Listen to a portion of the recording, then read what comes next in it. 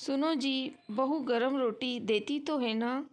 सुनो जी, राजी के घर जाना ज़रूरी ना होता तो कभी नहीं जाती। जानते हो, अब उसके जच्चा जी का वक्त आ गयो है। ऐसे तुम्हें छोड़कर जाने में हमारा कलेजा फटने सा लगता है।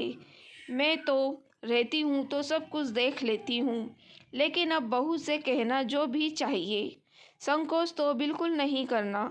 समझे ना, आमोद तो है ही जी हमारा लायक बेटा। कहते हुए आंखों से आंसू टपकने लगे, जिसे देख अनिरुद्ध जी हंस पड़े। मेरी लड्डू, पहले तू खुद को ही संभाल ले, मैं रह लूँगा, मेरी चिंता ना कर। हाँ, बस जल्दी से जल्दी लौटने की कोशिश करना। कहते हुए अनिरुद्ध जी थोड़े संजीदा हो गए। दूर मुंबई में बेटी को ज़रूरत थी, नहीं तो मजाल क्या कि निर्मला जी पति को छोड़ कहीं एक रात भी रही हो। सबसे कहती है, मेरे बुढ़ाऊ को तो भाई मैं संभाल सकती हूँ और कोरों के बस की बात नहीं। कल सुबह निकलना था, लेकिन निर्मला जी के आंखों से नींद गायब। बहू स्नेहा स्वभाव से ठीक है, लेकिन अब अभी तक मेरी चलती है तो ठीक है, पर मेरे जाने के बाद क्या तेजी दिखाए पता नहीं। दुबे जी का उतना ध्यान रखे ना रखे, ऐसी ही कितनी सारी उलझनों के बीच सुबह हुई। ना धोकर तैयार हुई, तुलसी जी को जल चढ़ा कर गोपाल जी को तैयार कर भोग लगा बैठ गई चाय पीने। स्नेहा, यहाँ आ तो बहू। हाँ माँ, कहते हुए स्नेहा भी आंगन में उतरी, सीढ़ियों पर बैठ गई। मैं जाऊँ ना सुकून से, बाबूजी का ख्याल रख तो लेगी ना बिटिया। हाँ माँ, क्यों नहीं, आप चिंता ना करो, सब हो जाएगा, बड़े उत्साह से स्नेहा ने कहा तो निर्मला जी ने चैन की एक लंबी सांस ली। चाय 3-4 घूंट में ही सुटक उधर सत कर हो गई तैयार। सुनो जी, बहू से कोई संकोच ना करना, जो भी हो खुल कर कहना, मैं जल्दी ही आने की कोशिश करूँगी। कहते हुए झुक गई पाँव छूने। स्नेहा भरा हाथ सर पर आया तो मन हुआ कह दे राजी के से कि मैं ना आ पाऊंगी तेरे बाबूजी को छोड़कर, लेकिन बेटी मातृत्व के चौखट पर खड़ी उनका राह देख रही थी, कैसे मना कर दे। आमोद माँ को लेकर निकल पड़ा स्टेशन। इधर अनिरुद्ध जी कमरे में अत्यंत शून्य सा सन्नाटा पसरा था, जिसने उसके मन को बोध कर रखा दिया। खुद पर गुस्सा आने लगा, क्या जाने दिया निर्मला को, उसके बिना तो एक पल भी जीना ना हो पाएगा। फिर ये 15 दिन कैसे तैसे 1-2 दिन बीत गया। स्नेहा ने कोशिश की उनका ध्यान रखने की। अनिरुद्ध बाबू दोपहर में खाना खाते तो रोटी और चावल दोनों ताज़ा बनाना शुरू से निर्मला जी उसे निभाते आई। मजाल क्या कि आज तक ठंडी रोटियां दुबे जी की थाली में परोसी गई हो। निर्मला जी के जाने के बाद 1-2 दिन वैसे ही हुआ। तीसरे दिन ठंडी रोटी और ठंडा चावल के साथ खाना परोसा स्नेहा निकल गई बाजार। किसी तरह अनिरुद्ध जी एक रोटी को कई निवालों में खाया और बाकी बचा भोजन गाय को डाला। हाथ मुंह धोकर कमरे में गए। निर्मला जी की फोटो देख मायूस से खिड़की पर बैठ गए। गंगा के तट को देखने लगे।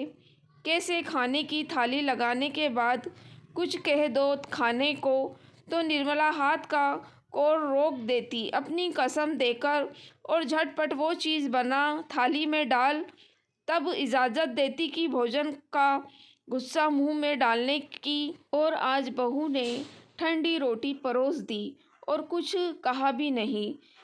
कैसे तैसे मन को संभाल घूमने निकल गए। गंगा तट पर घूम कर आए तो अमोद भी आ गया था। उसके साथ बैठकर चाय पी और अपने कमरे में चले गए। कुछ देर में भोजन का बुलावा आया। डाइनिंग टेबल पर पहुँचे, भूख जोरों से लगी थी।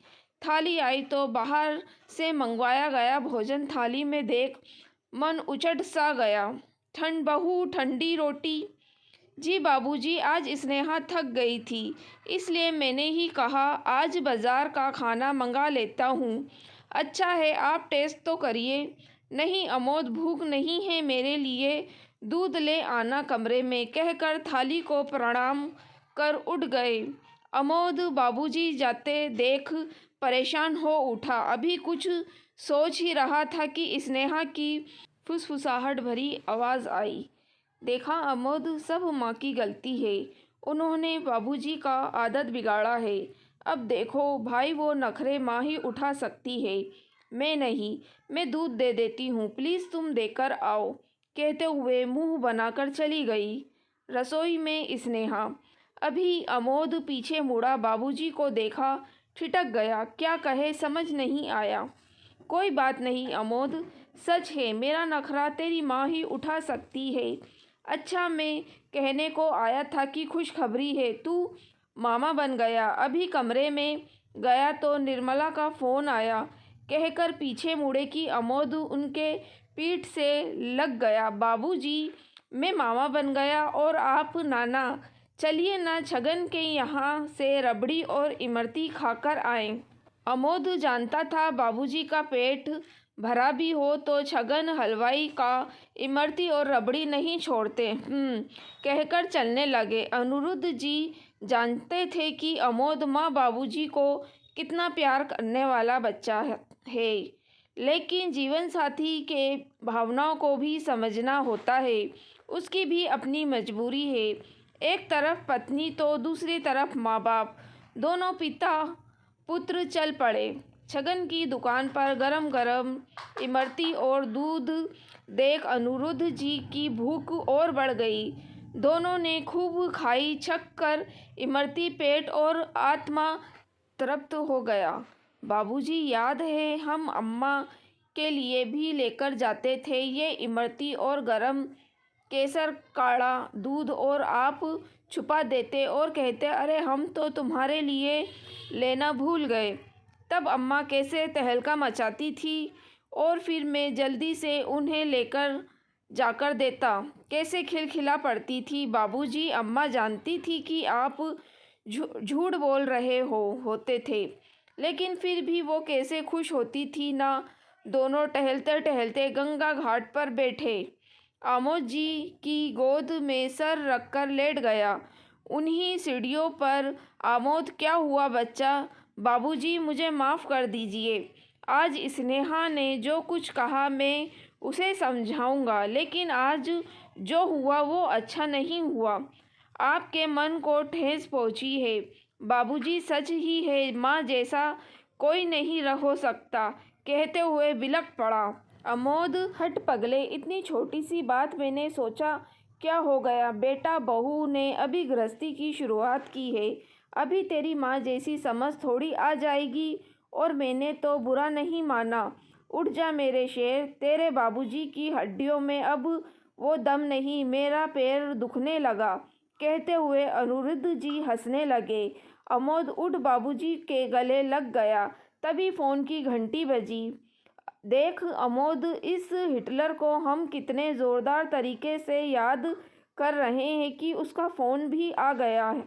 हेलो, पाँव पड़े जी, कैसे हैं? खुश रहो, जैसी छोड़ गई थी उससे भी अच्छे। तुम अपनी कहो। सुनो जी, बहू ध्यान तो रखती है ना तोहरा, और खाने के वक्त रोटी गरम बनाकर देती है ना? जाने क्यों मन में ख्याल आया, वो पहले भी कहती थी ना कि माँ रोटी पहले ही बनाकर रख दे का, इसलिए ये ख्याल आया। थोड़ी आलसी है, बाकी आप जो कहो सब करूँगी।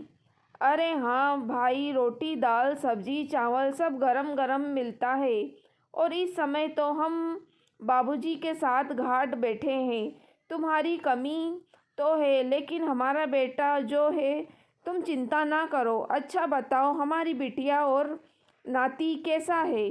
सब ठीक है जी, सोचती हूँ आते वक्त उन्हें साथ ले आऊँ। हाँ अम्मा, जल्द ही ले आओ हमारे भांजे को, तब सब मिलकर ऐसे ही गंगा घाट पर बैठ मस्ती करेंगे। और अम्मा, छगन के इमरती और केसर दूध उसी की पार्टी होगी। हाँ बिटवा, जल्दी ही, बस तुम दोनों बाबूजी का ध्यान रखना ना, कहकर सुबह उठी निर्मला जी। फिर फ़ोन कट गया। अमोद जी के चरणों में गिर पड़ा।